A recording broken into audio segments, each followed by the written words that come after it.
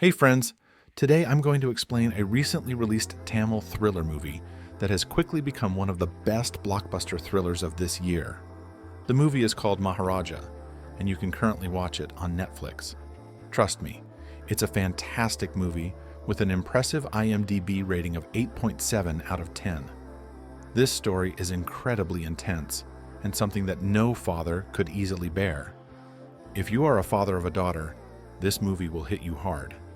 By the end, you'll understand why. So, without further delay, let's get into the video. The story kicks off in Chennai in India, where we meet a man named Maharaja, working in a salon called Ramki. Maharaja is a middle-class guy from a small town, and his world revolves around his daughter, Jyoti, whom he loves more than anything. The narrative then flashes back to 2009. Maharaja is at a toy shop, picking out a toy for Jyoti, while his wife and daughter wait at the house across the street. Suddenly, a lorry loses control and crashes into their home. Fast forward to 2023, and Maharaja is now living a good life with Jyoti. Sadly, his wife didn't survive that tragic accident, leaving just Maharaja and Jyoti to navigate life together. In Maharaja's house, there's a dustbin named Lakshmi that they treat like a person. They even keep it in the temple and worship it, which is quite unusual since it's just a dustbin. Jyoti, now in 10th grade, is more into sports than her studies. This causes frequent complaints from her teachers, and she often gets punished at school. However, her sports teacher, Asifa, always has her back.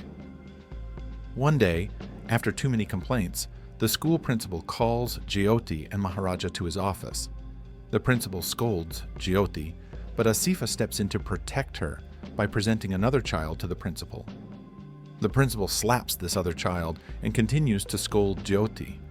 Maharaja, who has lovingly raised Jyoti, can't stand this and forces the principal to apologize to her. The principal realizes that Maharaja won't leave without an apology, so he reluctantly apologizes to Jyoti. Maharaja spends most of his time with Jyoti. One day, Jyoti tells him that she has to go out of town for a sports competition to represent her school. The next morning, she leaves by bus with the other kids, leaving Maharaja all alone. Without Jyoti, Maharaja becomes extremely lonely and starts acting erratically. One day, while Maharaja is sleeping, a snake enters his house and crawls over him, but he is so lost in his thoughts that he doesn't even notice. In the next scene, we see a wealthy man who suddenly remembers that he left his glasses in his car, which he had taken to a garage for repairs. He heads to the garage and asks about his glasses, but no one there seems to know where they are. Furious, he starts beating everyone.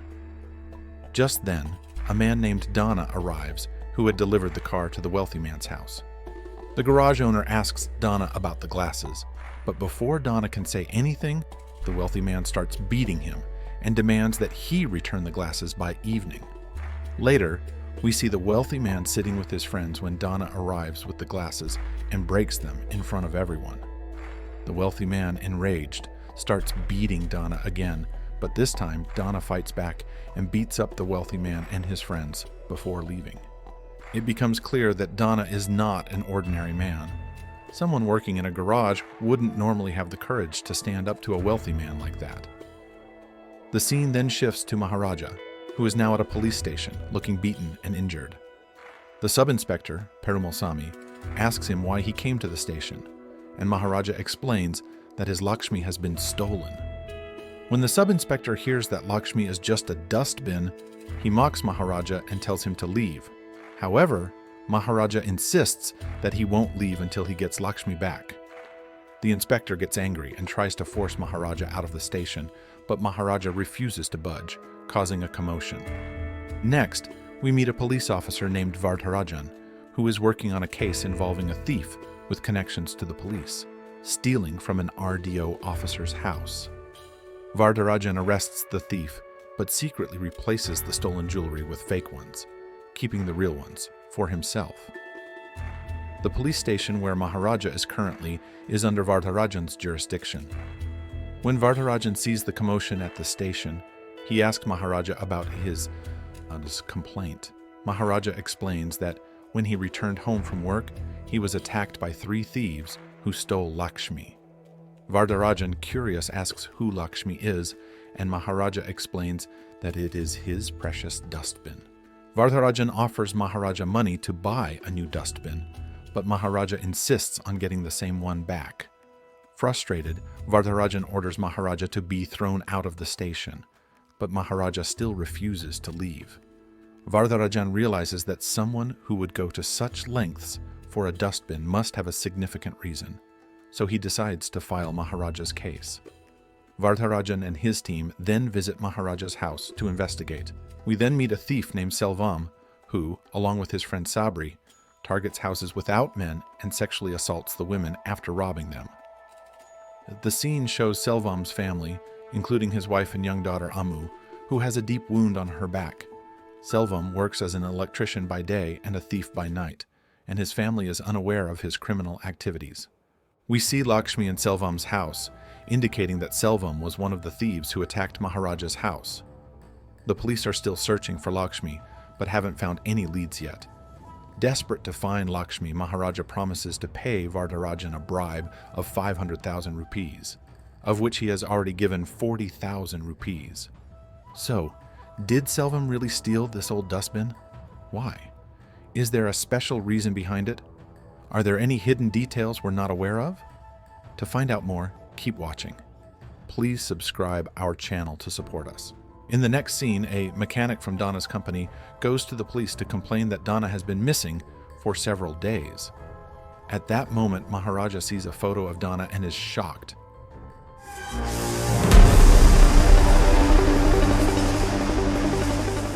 This triggers a flashback to when Maharaja found a receipt for a car from one of the thieves at his house, which led him to a wealthy man whom Donna had beaten.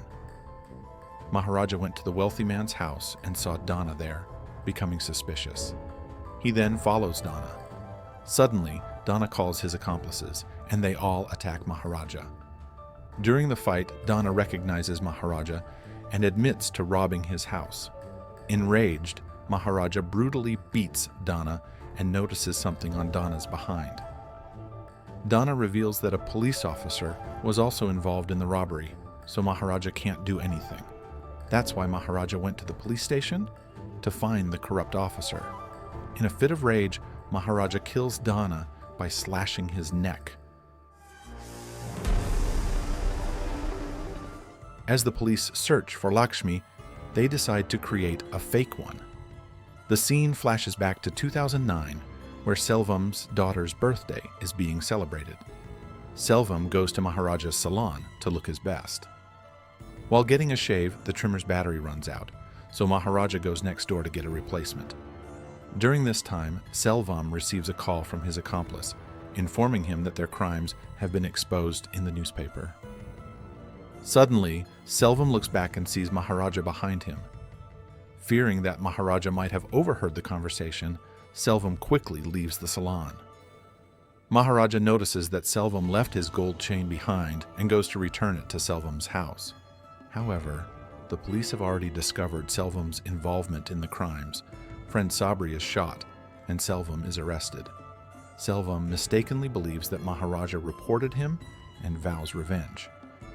Do you think all of this is happening as a result of revenge? Let's find out. Keep watching.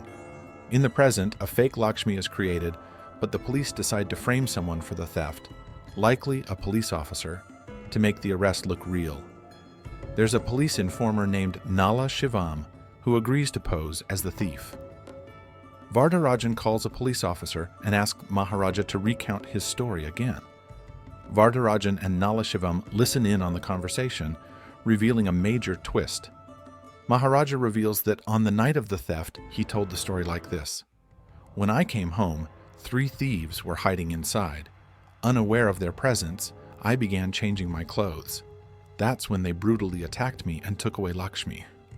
Hearing this conversation, Nala Shivam gets really scared and immediately calls Selvam. Up until now, Nala Shivam believed that Maharaja knew nothing, but now he's terrified of getting caught while searching for Lakshmi. So, friends, why is Nala Shivam so scared? Is he involved in this? To find out, keep watching. Here's what actually happened that night. Maharaja wasn't home, he was at the shoe shop. The thieves had been hiding in the house, waiting for him. But unexpectedly, Jyoti came home first. Unaware of their presence, she began changing her clothes. At that moment, they brutally attacked Jyoti and subjected her to horrific sexual abuse.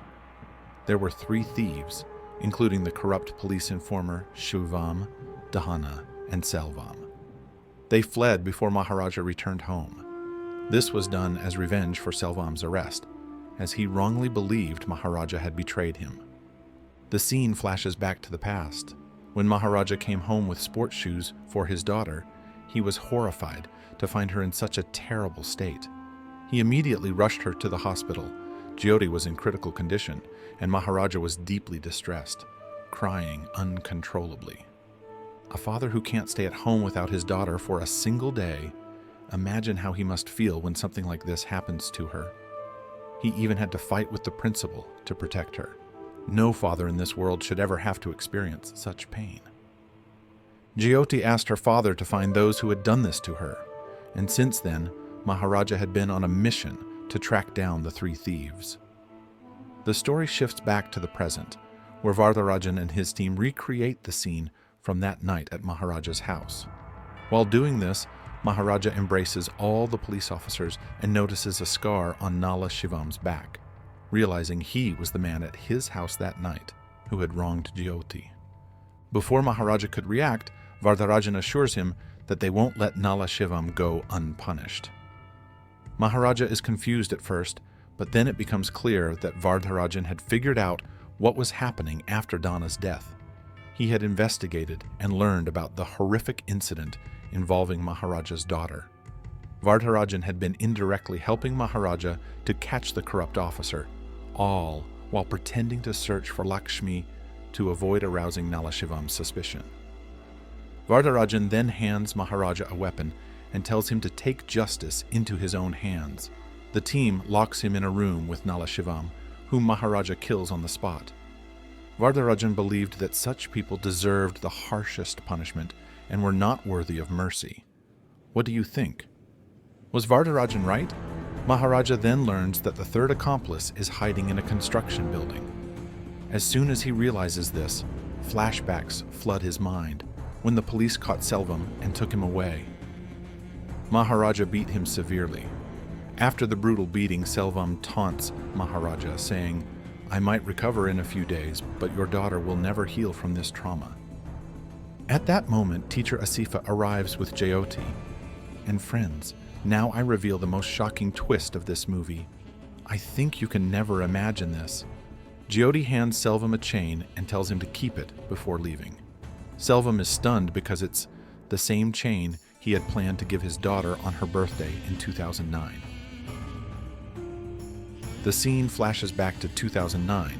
We see Selvam getting arrested. His wife tells him to stay away from their daughter because they didn't know about his terrible crimes, including hurting girls. This misunderstanding made Selvam think that Maharaja had reported him. When Selvam got out of jail, he wanted revenge on Maharaja. So, the scenes we've seen about Selvam happened before 2009. Right after he got out of jail, he went and did those things to Jyoti. But the shocking part is that when Maharaja arrived, he had gone to Selvam's house with his family. This was the same house we saw at the beginning. Maharaja gives the chain to Selvam's wife, but she refuses to accept it, thinking it might be stolen. Then, Maharaja goes to buy a toy for Selvam's daughter. During this incident, Maharaja's wife, his own daughter, and Selvam's wife were all killed.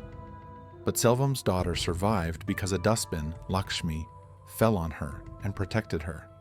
This is why they treated Lakshmi with such reverence and worshipped it, as it had saved their daughter's life. Here, we learn that the daughter Maharaja raised all these years was actually Selvam's daughter, not his own. Selvam realizes this when he sees a mark on Jyoti, identical to one his own daughter had. In a tragic twist, Selvam, seeking revenge, had unknowingly harmed his own daughter. Selvam, filled with regret, apologizes to Maharaja, but it's too late. Maharaja leaves with Jyoti and Asifa. Unable to forgive himself, Selvam jumps from the building and commits suicide. And with this, the movie comes to an end. So, friends, this was the story of the movie Maharaja, the Great Father. I hope you enjoyed this Tamil blockbuster action thriller. This movie has become the second highest grossing film of the Tamil film industry in 2024, making significant earnings. The movie was made with a budget of 200 million rupees and has grossed 1,100 million rupees so far, which is quite impressive. The action scenes and acting are superb. I think I've explained everything here, but if you still have any questions, feel free to ask in the comments section. If you liked the video, please hit the like button. Most likely you're new to the channel, so don't forget to subscribe. Let us know in the comments what you think of this film. I'll see you all in the next video. Until then, take care.